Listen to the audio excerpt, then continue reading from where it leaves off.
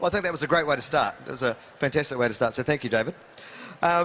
Right, so now 5 minutes with Lee Rainie, who's the Director of Internet, Science and Technology Research at Pew. Does that sound reasonable? That sounds like me. Excellent. So I thought, based on, we've heard your keynote, and you were talking a lot about data. So I thought, let's talk about the data that we don't have and why we need it.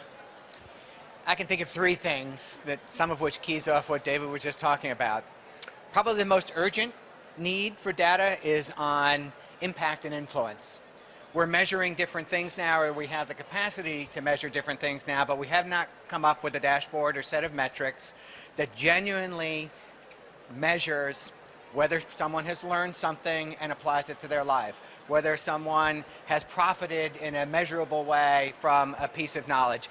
Librarians are in the same business that actually Pew Research is, which is enlightenment.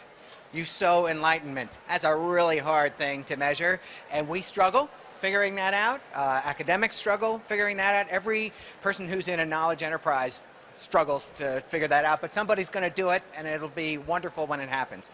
Second thing I talked about in my keynote yesterday is measuring out the discernible ways that people's personal networks contribute to their lives. I have this theory that a bigger, more diverse network brings you lots of benefits. There's some interesting social science that goes partway into that, but I think it will soon become a demographic kind of variable that you can measure. And the final thing is a chronic frustration in my job, because our remit is to study the impact of the internet, and there are so few cases where the frontline questions have pre-internet data attached to them. So we are often asked, are people smarter now than they used to be or not? We don't know how much net smartness there was in a society.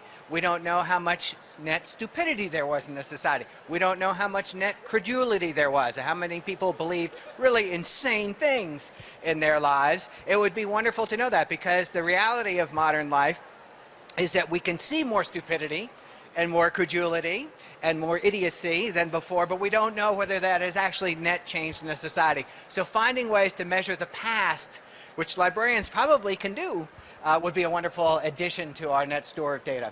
Cool. And I guess one of the challenges there in terms of the past is the window on the past is what was stored, and what was stored is not necessarily everything. Exactly. I think there's some very famous quotes about the fact that history is written by white middle-aged men, and that's the view that we get on that. You've also just triggered for me, I mean, at the last VALA there was an interesting presentation which was about basically predicting stock markets based on Twitter activity and hashtags coming from Twitter in terms of how people were feeling. You got any thoughts about that sort of stuff, about measuring society in that way? Sure, and there are actually some really interesting pieces of work that are already been done on that. They've been codified in James Surowiecki's book, The Wisdom of Crowds.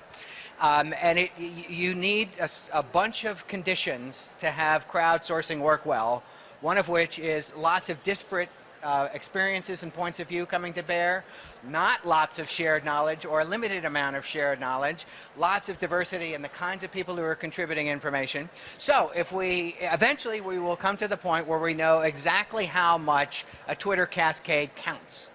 You know, right now in America, if we'd listened to Twitter or thought that Twitter could predict the future, we would have had President Ron Paul running the country for the past 8 years. So it's a limited universe with a limited perspective, but eventually we will figure out how to fill in those gaps, I would guess.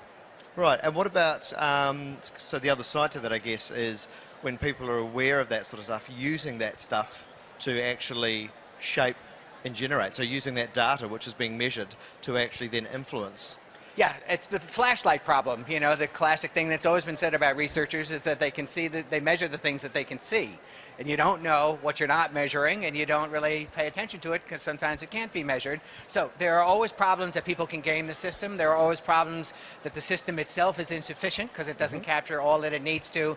And one prediction that's pretty safe to make from the data standpoint is that we're going to move to a future where two kinds of data increasingly are merged or put together in hybrid products.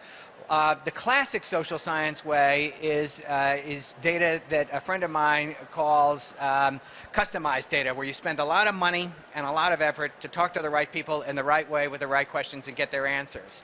Then there's organic data, which is just shed by everybody in the course of their click streaming or their social media experiences or things like that.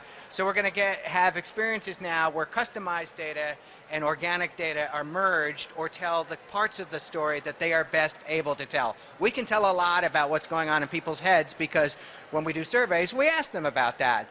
But we can't actually fact check them sometimes, and so the organic data can help us learn who's really going where and doing what things as opposed to what they're telling us because it might be a desirable thing to say. Cool. And that's 5 minutes with Lee Rainie. Thank you very much.